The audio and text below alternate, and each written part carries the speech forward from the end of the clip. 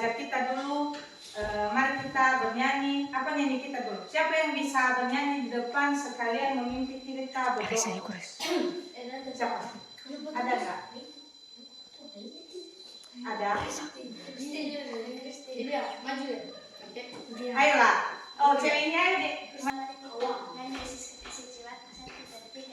Yesus kekasih jiwaku, sungguh ku percaya padamu, karena kasih-Mu padaku, Kau tebus dosaku.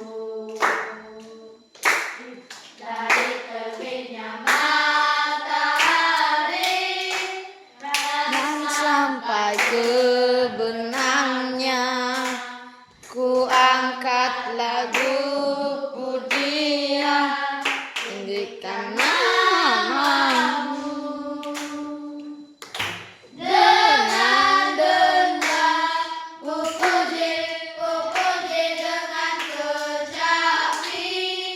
Oh, ku bernyanyi, haleluya, Yesus kekasihku.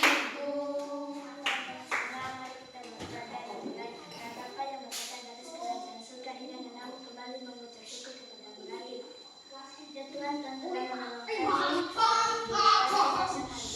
itu bukan semua karena kebaikan kami, melainkan belas kasihan kami. Dan Tuhan yang menunjukkan nama sebentar lagi memulihkan perasaan kami, aku mohon kepadamu Tuhan yang mengajarkan. Begitu juga guru-guru yang mau datang di sini yang mau mengajari kami, berkatilah mereka, berikanlah mereka kesehatan terlebih dari umur yang panjang. Ya Tuhan, yang menunda dalam dia sempurna ini kami sempurnakan dalam nama Yesus dan Yesus dan mengucap syukur. Amin. Terima kasih deh. Karena sekarang pelajaran kita itu bahasa Indonesia. Keluarkan semua buku bahasa Indonesia. Baik Bu, oke, kita masuk sekarang pelajaran bahasa Indonesia. Pelajaran kita hari ini yaitu penyusunan kalimat dan paragraf. Kalian pernah dengar penyusunan kalimat dan paragraf kan? Sudah kalian pelajari kan? Atau belum? Ibu akan bacakan dulu gimana penyusunan kalimat dan paragraf. Kita akan bahas di sini penyusunan kalimat dan paragraf yang baik. Melibatkan beberapa langkah dalam penyusunan kalimat dan paragraf, yaitu kita menentukan ide pokok atau gagasan utama yang ingin kita sampaikan dalam paragraf. Kemudian kita menyusun kalimat topik yang mengemukakan ide pokok tersebut. Dan selanjutnya kita kembangkan ide pokok dengan kalimat pendukung yang memberikan rincian. Contohnya bukti. Terakhir kita membuat kalimat penutup untuk menyimpulkan paragraf. Jadi ada beberapa langkah-langkah penyusunan paragraf. Sekalian bisa kalian catat, nanti Ibu tanya satu-satu sama kalian ya. Dalam langkah kita menentukan ide pokok. Dalam menentukan ide pokok ada langkah-langkahnya, yaitu kita mengidentifikasi gagasan utama yang ingin kita sampaikan dalam paragraf. Keduanya yaitu yang kita buat itu jelas dan spesifik. Jadi dalam menentukan ide pokok itu kita harus menemukan gagasan utama yang ingin kita buat dalam sebuah paragraf. Dan kita juga harus memastikan apa ide pokok yang jelas dan spesifik. Lanjut, menulis kalimat topik. Dalam menulis kalimat topik ada beberapa langkahnya, yaitu kita menyusun kalimat topik yang mengemukakan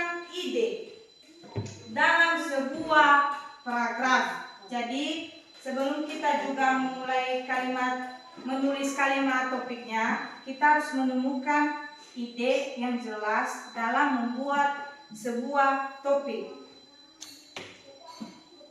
3. Mengembangkan kalimat pendukung. Jadi dalam mengembangkan kalimat pendukung ini, kita harus menggunakan kalimat-kalimat pendukung untuk menjelaskan, memberikan rincian.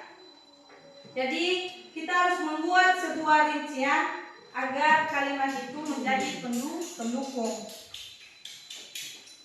4. Menulis kalimat penutup. Kita menulis kalimat penutup ini setelah kita membuat semua paragraf dan ide gagasan, lanjut kita menulis kalimat penutup.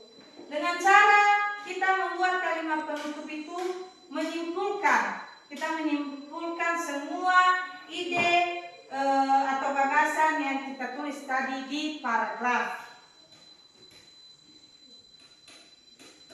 Ibu akan berikan contoh dalam penyusunan kalimat dalam paragraf. Ibu akan berikan contoh penyusunan dalam paragraf. Bisa kan? Bisa. Yes. Ide pokok.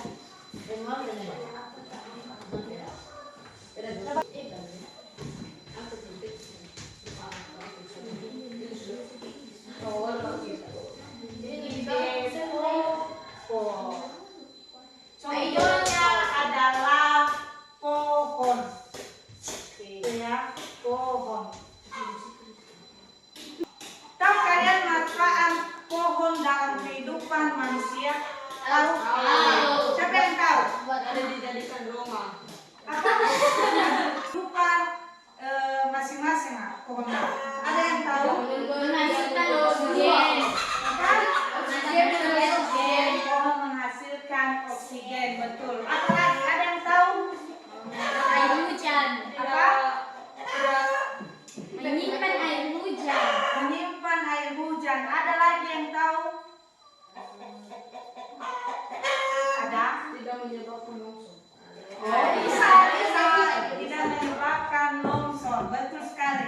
Jadi kalimat topik atau contoh penyusunan paragraf, Ibu ambil contohnya penyusunan paragraf yaitu pohon yang berguna di kehidupan manusia atau lingkungan.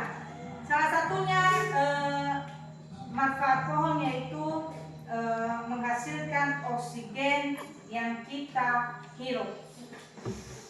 Jadi kalimat-kalimat pendukung dalam kata pohon yaitu pohon menjaga kesuburan tanah dan mencegah erosi. Pohon menyediakan bahan baku untuk berbagi kebutuhan seperti kayu, kertas, dan buah-buahan. Jadi kalian mengerti kan apa manfaat pohon sekarang? Ngerti kan? Oke. Kita lanjut. Sekarang masuk di kalimat penutup. Lanjut kalimat penutup dalam contoh yang Ibu kasih tadi tentang manfaat pohon yaitu kita harus menjaga dan melestarikan pohon agar manfaatnya dapat kita nikmati dan kita rasakan. Jadi Ibu akan buat dua kelompok, bisa kan kita diskusi. Ada 2 pertanyaan dari Ibu, jadi kalian bisa menjawabkan. Oke, bisa? Oke. Jadi Ibu buat 2 kelompok ya, boleh kan? Oke, kalian tulis ya. Ibu kasih 2 pertanyaan, kalian tulis di buku kalian. Kalau siap hari ini bisa kalian serahkan, kalau enggak bang minggu depan. Oke, 2 pertanyaan. Silakan tulis ya, ini Ibu sebut saja. Ya. 1. Apa nama kalimat pertama pada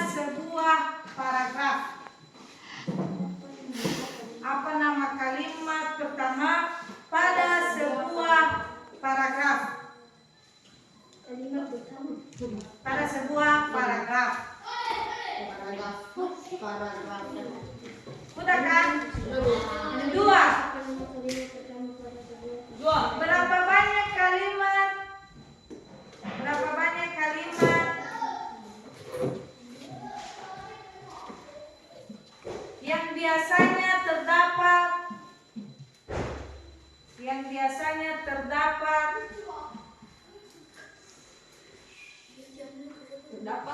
dalam sebuah paragraf?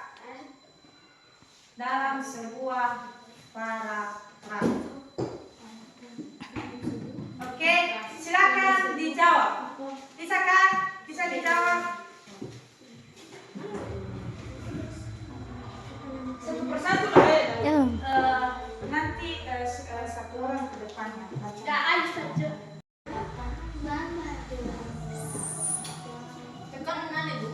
Kasih tahu nanti kalau udah siap ya aku. Baik Bu. Oke.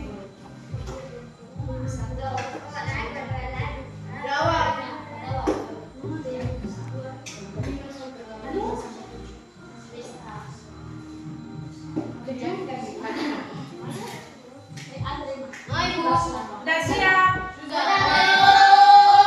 Oke. Siapa yang bisa jawab? Ayo, saat satu. Oke. Maju depan. Iya, ayo. Apa nama kalimat pertama pada sebuah paragraf? Jawab kalimat topik. Kalimat topik. Benar. Tepuk tangan. Yang nomor 2 siapa yang jawab? Dari kelompok sini lah. Siapa? Ayo. Oh, oke. Maju depan.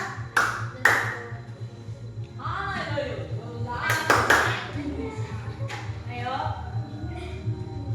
Berapa banyak kalimat yang biasanya terdapat dalam sebuah paragraf? 5 sampai 7. Betul. Oke, penyusunan kalimat dan paragraf ada beberapa tadi langkah-langkahnya. Kalian pasti udah mengerti kan? Sudah. Jadi ada 4 tadi langkah-langkah dalam penyusunan paragraf. Satunya yaitu kita menentukan ide pokok, keduanya menulis kalimat topik, dan ketiganya mengembangkan kalimat pendukung, dan keempatnya menulis kalimat penutup.